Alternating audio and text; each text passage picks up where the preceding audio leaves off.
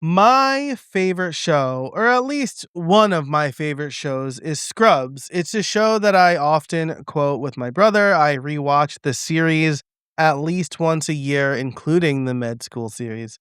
And I was very excited to see it come back this year. But there is one episode that has stuck with me for 18, 19 years. And it's something that I think about nearly every day. See, your business feels complicated, but this Scrubs episode is going to show us that the simplest solution is the right one. And if you want to get the simplest solution for the 4 systems that every solopreneur should have, head over to streamlined.fm/kit and you will get those 4 systems, the simplest solution for all of them, as well as a tools index so you don't have to go looking for the right tools, and an automation and AI swipe file so that you don't have to build those from scratch. But let's get on with this. Hey, everybody, and welcome to another episode of the Streamlined Solopreneur, the show that helps you automate your business so you can take time off worry-free. I'm your host, Joe Casabona, and here's the problem. We overcomplicate things. I certainly overcomplicate things, but this Scrubs episode, called My Own Worst Enemy, showed me for the first time Occam's razor. So in this Scrubs episode, My Own Worst Enemy, the team is having trouble diagnosing a patient. He's exhibiting signs of Lyme disease, but they can't find the most obvious proof that he would have Lyme disease, which is a tick bite. When every other test comes back negative, Dr. Cox comes to a realization. He shaves the patient's head, which reveals the tick bite. Dr. Cox then mentions Occam's razor, which is often paraphrased as the simplest solution is often the correct one. And this is why I've thought of this episode constantly for the past 18, 19 years. But there's actually more to Occam's razor than just this simple paraphrase. It actually encourages problem solvers to seek explanations constructed with the smallest possible set of elements. It's paraphrased as the simplest solution is often the correct one, but the actual Occam's razor, right, the actual philosophy is seek explanations constructed with the smallest possible set of elements. This principle has resonated with me because I am naturally an overthinker. I was a web developer from the age of 14, and one of my hardest habits to break is the feeling that I need a complicated, custom, controllable system. And as a result, when I start something new, kick off a new project, land a new client, create a new offer, I always wonder if I should create a new process or use a new tool, or now in the age of vibe coding and generative AI, build a new tool. But here's the thing. You wouldn't believe how much time I've wasted on this.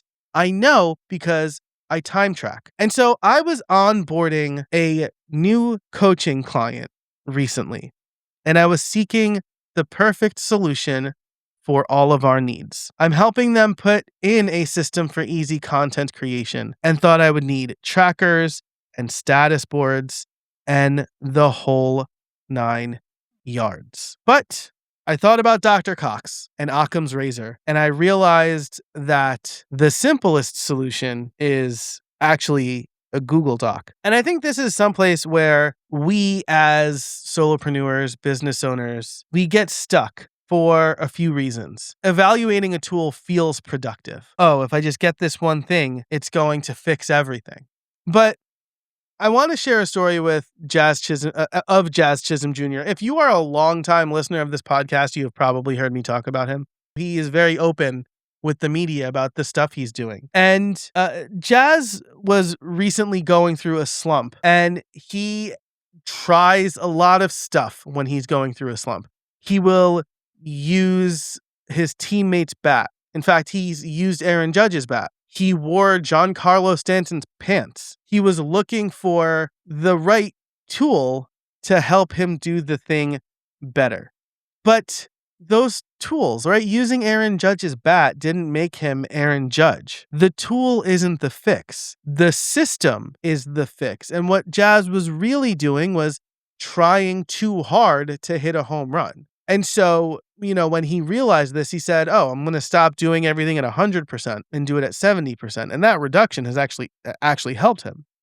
So like I said, tool hunting feels productive, right? Oh, if I just find the right bat, I'll start hitting home runs. And, if you're familiar with the situation, you'll know that Jazz hit 2 home runs with Judge's bat, but it didn't make him a home run hitter. He had to fix something more mechanical, right? So tool hunting is usually just wasting time in disguise. So now I want to share this system a little bit more, right? Because it really is just a Google Doc, right? And something I hear all the time is like, Joe, you have a lot of cool systems, but I don't even know how to ask where to start, which is why I put the Solopreneur System Starter Kit together, because it gives you a place to start that is a lot simpler than a complicated thing that I've come up with. For your admin system, I walk you through what's the simplest thing you can do for your admin system. For your CRM, what's the simplest thing you can do to track customers, right? And it's because I have this experience, right? Where I tried a bunch of tools, Clarity Flow, Slack, Notion, WhatsApp. Each time I onboarded a new client for like a year, I tried a new tool because I don't want to give out my phone number, but I want something more accessible than email. It took one of my clients being really frank with me and being like, I don't use Slack, or Clarity Flow is too confusing for me. And so that's when I decided, hey, for my coaching deliverable, we're going to have a shared Google Doc and we're going to put everything in there. And it worked like gangbusters. I would put stuff in there. She would comment on it. She would ask questions. And we still had our calls with Zoom, another tool that everyone's familiar with, but we didn't need this big, complicated process. That, by the way, complicated my automations too, because like with Clarity Flow, like you need like the big plan for automations.